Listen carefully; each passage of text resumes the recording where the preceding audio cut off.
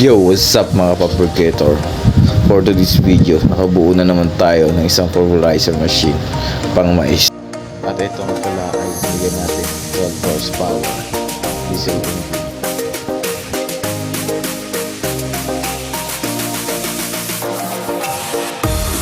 At ang ating nga palang pulverizer machine ay mayroon ding vacuum. Para lahat ng dumi o alipugpo, ihigupin lang ng vacuum para malinis yung ating mapupulbos na mais.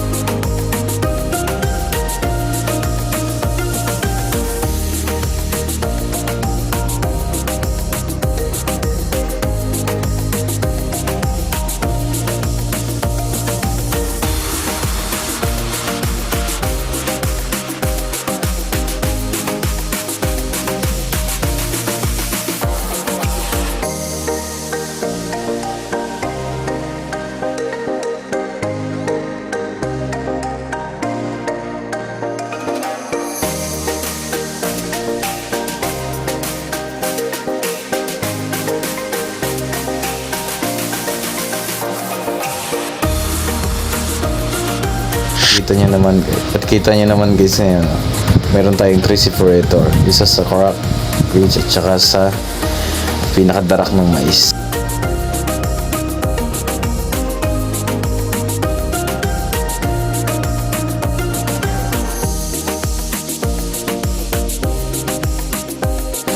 As you can see guys, job well done.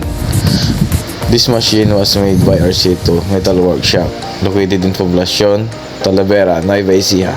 Thank you for watching.